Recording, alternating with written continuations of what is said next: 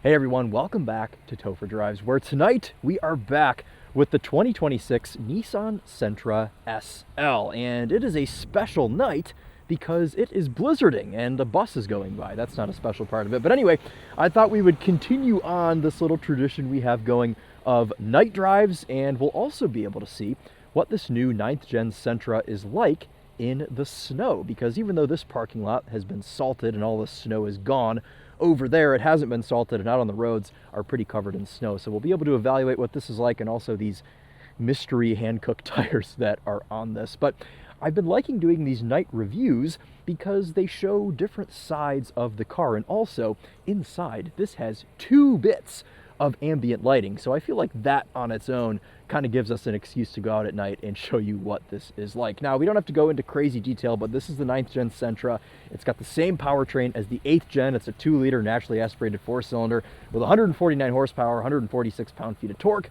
It still has the Xtronic CVT. That is now your only transmission choice, and it's front-wheel drive. This one is the SL. It's the top trim. Even though it's the top trim, still starts under $30,000 at just under 28. Every trim of the new Sentra is under 30 grand, including destination, though this one has a few options, so it's slightly over 30 grand. I should say base to base, they're all under 30, but we'll quickly walk around this, and then I want to get out of the blizzard and into the car, but I want to start at the back with these taillights, which I think look lovely lit up.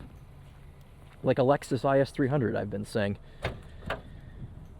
In the trunk, decent lighting, and under the floor, no spare tire, but there is a hole where you can thread one in. I assume the dealer will sell you one. You've got a little light up there to see what's in the trunk, and unfortunately, nowhere to grab in here to close it, so I have to get my nice gloves that Emily got me, all dirty on snow and salt. Let's jump in the back seat.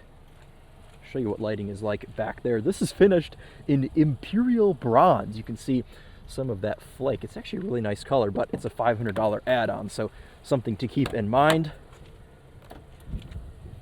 Cars without rear proxy key are so annoying. Okay, your first look at this quilted tailor fit synthetic leather interior. Oh, it's nice and toasty in here. Whew, I wish I had a heated rear seat, but I don't. There's really not a whole lot going on back here except a map light, which, let me tell you, a lot of cars are lacking in the rear lighting department. The Nissan Sentra is not one of those. This lights up the entire back seat really well. Fold down armrest with some cup holders. And if you guys watch my full review, which will be linked down in the description, you'll know that I complement the rear seat legroom and headroom. There's plenty of room back here. I mean, you can't complain for being a compact car. This does everything I want. A little bit of a hump in the middle, I imagine, for the exhaust, but you've still got a middle seat belt, and you can fit 3 people back here. Let's stick these hazards on. A little bit of a sneak peek at our ambient lighting, optional ambient lighting. But I want to show you guys this hazard situation out here. Can't tell, is that an LED or just a bunch of really bright bulbs in the back? I'm not sure, but we've got also turn signals / hazards on the mirrors. That is always nice to see. You can see these DRLs in the front, and then part of those DRLs blink back and forth from white to orange for our hazards. We've got HIDs, all the good stuff. And then I want to talk tires here really quick. It's a hand-cooked Kinergy, and this is a 215 section on a 17-inch wheel, and they're so covered in salt I can't see the exact amount, and I'm shivering if you can't tell. So let's jump inside the Sentra SL and we'll go for a little cozy night drive together.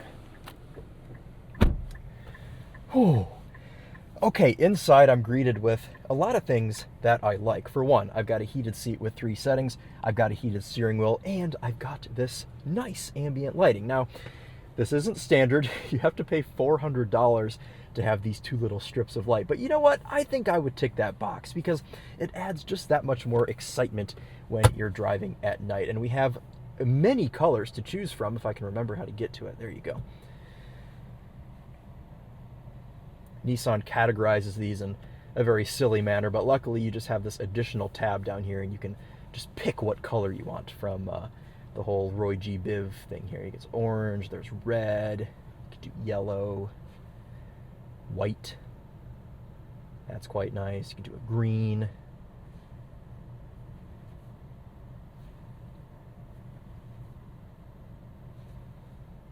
Pink. Nice. And then back to red.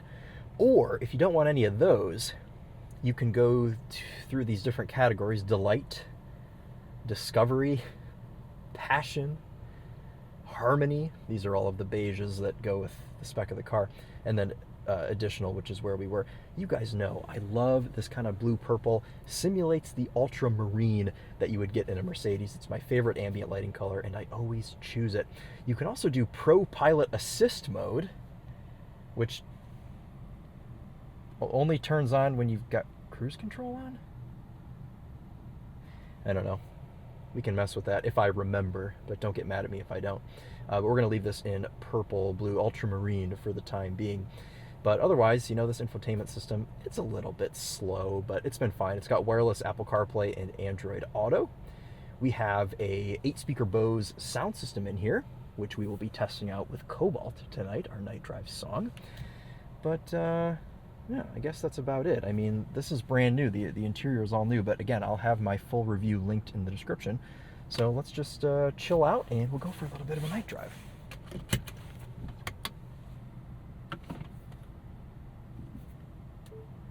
Turn down our vent speed a little bit here.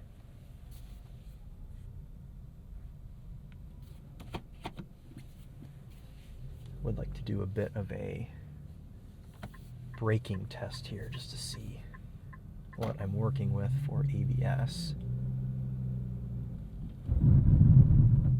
Okay, that actually doesn't feel too bad. Now this does not have a limited slip differential, but Nissan does for some reason have on their little spec sheet for this car that it has a brake actuated differential that simulates a limited slip. So in other words, it's an open diff, but we'll see how it does here. This is probably going to be the worst of it because this has not been touched yet by any plows. But we'll see. I mean, it's still snowing, so this could get worse.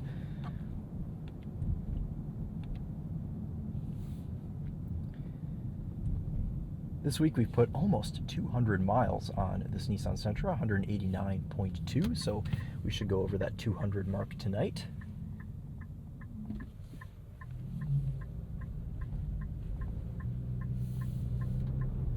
Oh yeah. This is the thing about all-season tires, you know, I never recommend that anybody drive in the winter with all-season tires. I always recommend going for a snow tire because there is that much of a difference. And when I did it for the first time in college with my IS300, which was I still have the car, is rear-wheel drive. I mean, the snow tires just make a world of a difference. I did a season on all seasons and a season on snows, and guess which season I never got stuck. So we're gonna be taking these corners pretty slow. Even there, we understeered a little bit at about 15 miles an hour.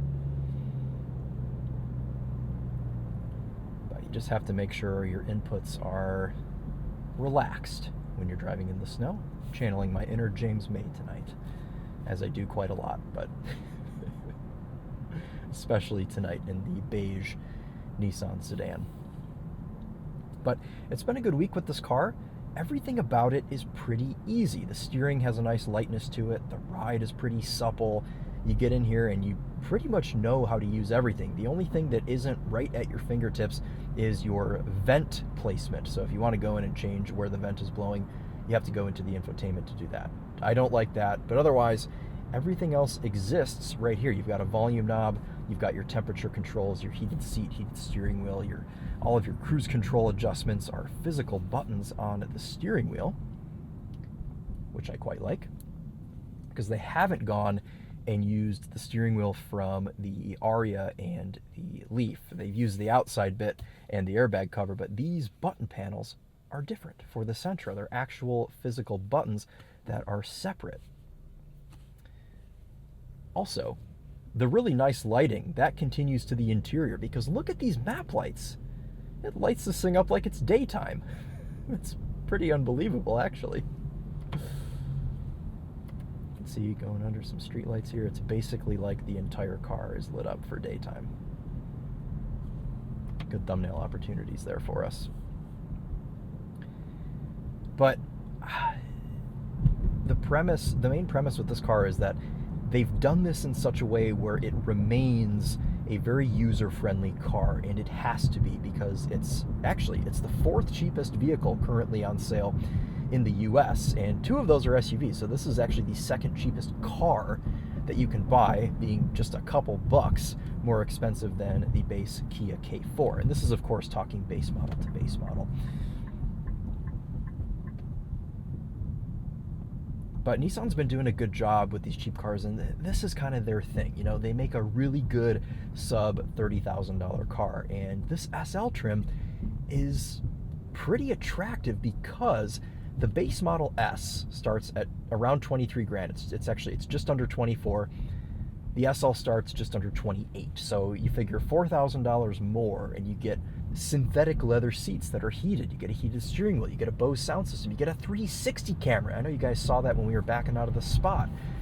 I mean, there are really nice things you get with this, and this is painful merging, but we're giving these people a pass because that was a very snowy entrance ramp. So, but I've had a couple of cars lately where I have thought I would recommend the top trim, and this is one of them. I drove the SR Sentra in Arizona at the launch event and didn't like it as much. I think the SL kind of represents what the Sentra should be a little bit better than the SR, because the SR, it's got bigger wheels, it's got a body kit, but the performance is no different. So I don't really understand the advantage of getting the SR. I don't know. The SL is probably the one I'd go for, or I would just go for the base S. I would say either go as cheap as you can or get the SL. I wouldn't really bother with the SV or the SR. I am genuinely curious what this mode does. It's ambient lighting.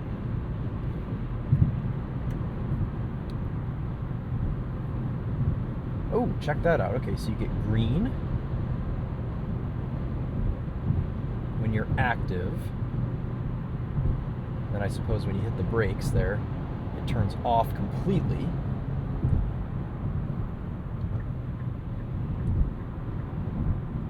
We're jumping over a couple lanes because we are exiting here. Okay, that's pretty neat. I'm gonna put our purple lights back on there and go back to our little CarPlay screen. Overall, though, I would say the ambiance in here is quite all right. There is actually a little accent light that they call it that illuminates your wireless phone charger, but I have it turned off because it flickers on camera, so didn't want to make you guys stare at that for the entire video. I meant to show it in the beginning, but I always forget something, and then sometimes commenters get mad at me. You said you were going to show this and you didn't. I apologize. There's many cars, many numbers, and many things for me to remember on a weekly basis. Doing my best. And it's nighttime. I've had a whole day of stuff. This car has automatic brights, little button on the end of the stalk to toggle those on and off. Obviously, we're not going to be using brights right now, but I like how easy it is to turn those on and off. You don't have to strobe the car coming at you to turn those off. Headlight performance seems to be pretty good. I've got no complaints. I've driven this now a couple nights in a row. And just overall visibility out of this car is nice as well. I've got a nice big windshield. Side mirrors do a pretty good job. But all right, it is now time to jump off the highway. We're going to start our braking as early as possible, just to avoid any slippage here. I imagine this exit ramp is completely covered. Yeah, pretty much. Even this is a little quick.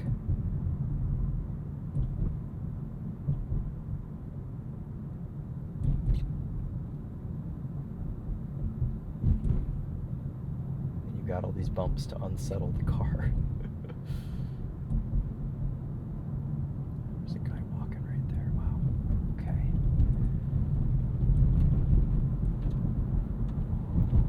You've got a little bit of road intrusion and wind intrusion in this car. It's not the quietest thing in the world, but it does its thing. I mean, I find it really hard to complain about cars that are this cheap and feel this nice overall. You know, there are a lot of nice amenities in this that really make it a nice bang for your buck. And if you're not worried about getting ambient lighting or this particular exterior color, you could have this with destination under 30 grand. Took off with no real problem. It struggled a little bit on initial tip in there. We got a little bit of wheel spin. Coming in here on the brakes.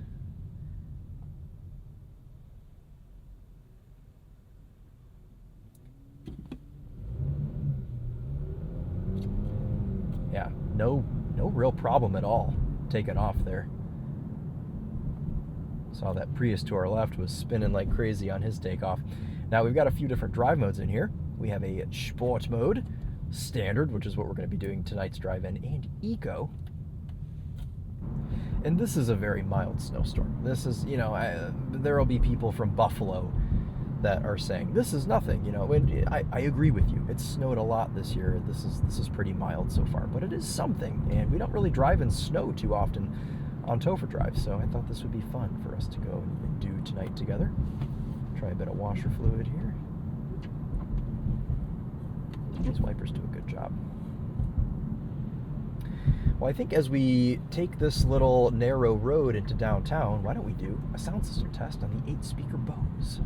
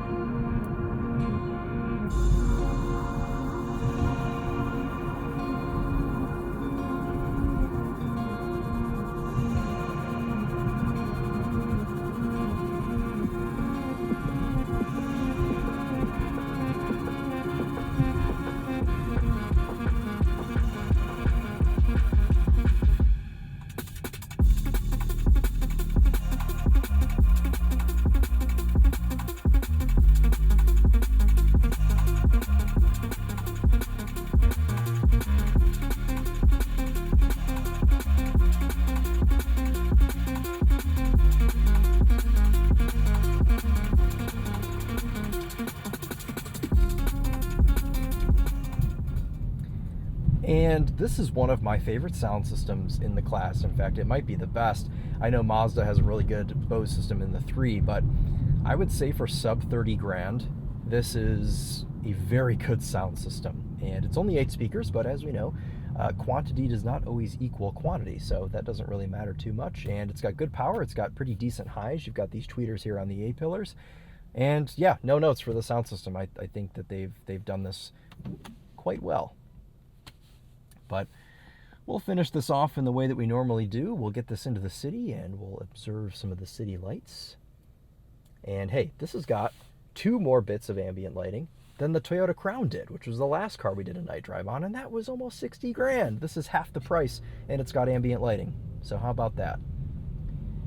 Only thing I'm confused about is the picture online showed that the footwells were also illuminated. So I wonder if, because this car is a prototype, which I didn't tell you guys that earlier, but yes, this is a prototype 2026 Sentra that we're driving right now, but I wonder if maybe the production cars will have the footwell lighting too, because there was no option in the infotainment to like toggle that on.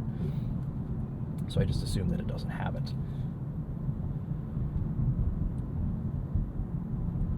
I think we will activate our rear defrost. Getting some snow buildup there on that back window.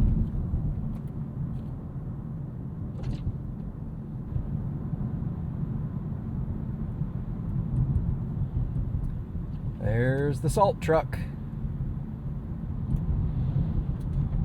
Lovely. Rusting everybody's car one at a time.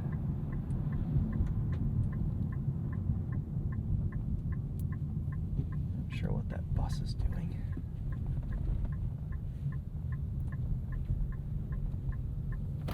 Yeah, a little bit slick right here.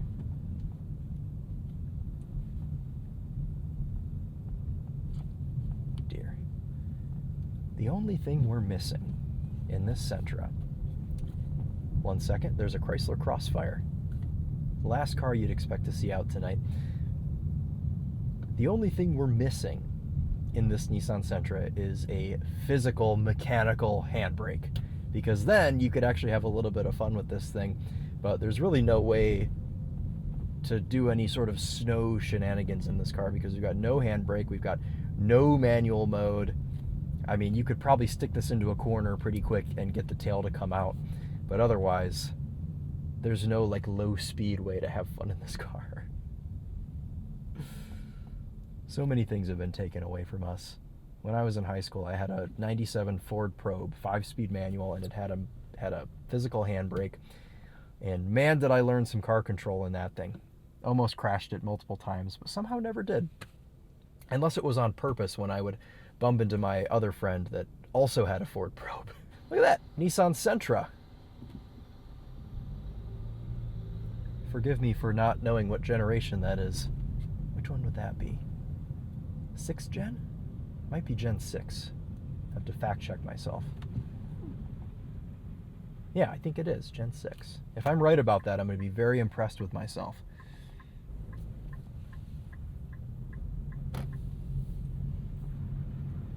This is actually getting quite a bit hairy now. Okay.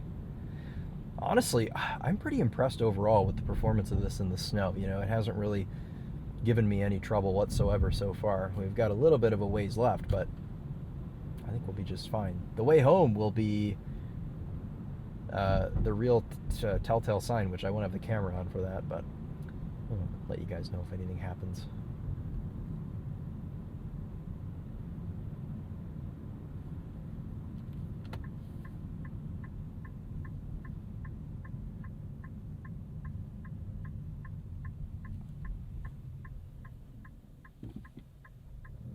Look at this BMW coming in super hot. Okay, they're going to be able to stop in time.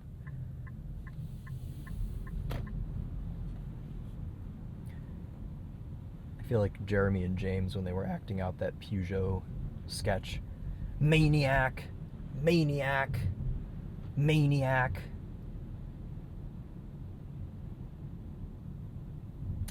Anyway. This has been a week with the 2026 Nissan Sentra SL.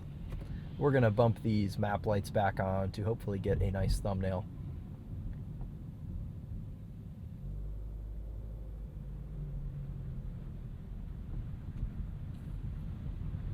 Tip in here is okay.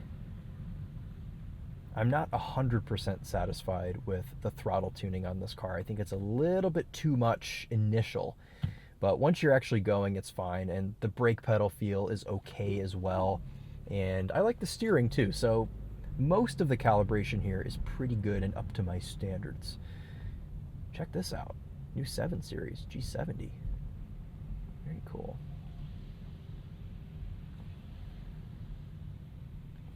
All right, I think we're all out of thumbnails. Man, it is coming down. Look how pretty this is now. As annoyed as I get with the snow, I do think it's very pretty. I'm going to switch this to blow on my feet now because my feet feel like actual icicles. I've got my controls down here for this. We'll do that. We'll do vent speed 3.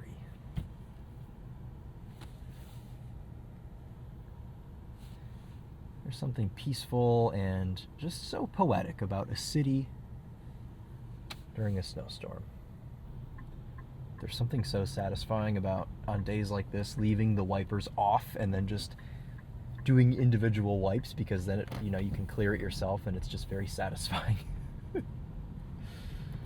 Oh man.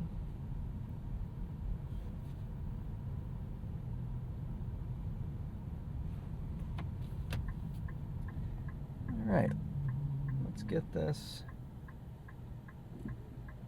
pulled into the structure. Snow ASMR for you.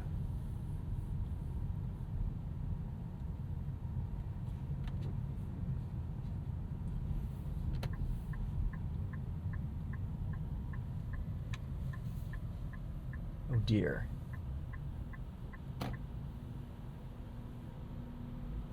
This is not ideal. Does this mean the the garage is shut then. Oh, he just had to... he just had to pay his toll. Or he had to call somebody to let him in. Oh, nice and quiet and serene. I apologize if you were using this video to go to sleep. Good morning.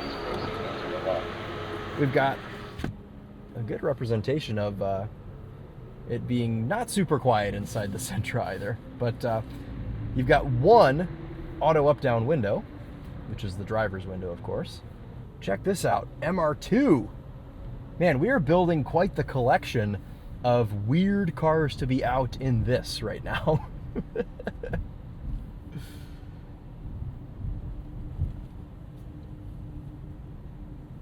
That's a little wide there. Anyway, though, let's go ahead and wrap this one up.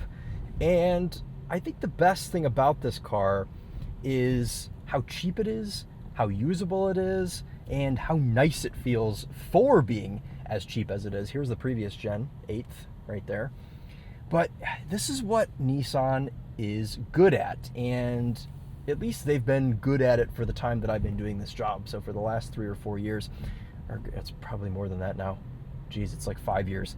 Anyway, they're good at packaging these small, cheap cars, and, you know, we may give Nissan some grief on some of their more expensive cars, or even cars like the Kicks that I don't really think are all that great, but something like this is really where they shine. Being able to pack all of this stuff into this little package for under 30 grand, you know, having the heated steering wheel, the heated seats, the leatherette material here, the 360 camera, the Pro Pilot Assist, the wireless CarPlay, all of the stuff that you don't even get in cars that are $10,000, $20,000, $30,000 more than this in some cases.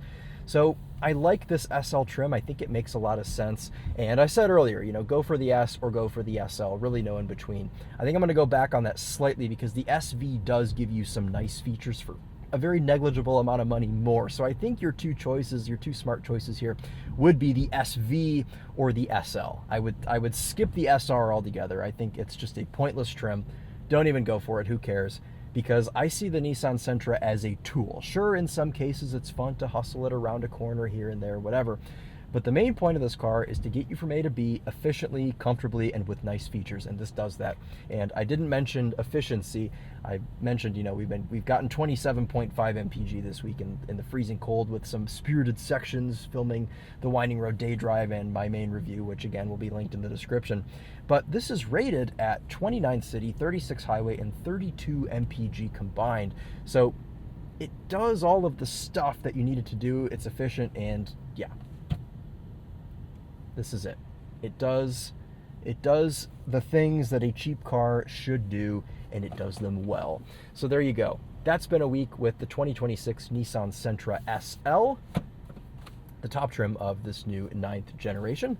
And, well, I appreciate you guys all hanging out with me tonight on this little night drive, because we've got ambient lighting. Come on, if we have ambient lighting, we got to do a night drive. So I'm going to leave this running so it stays warm, but we'll give you one last look at this from the outside.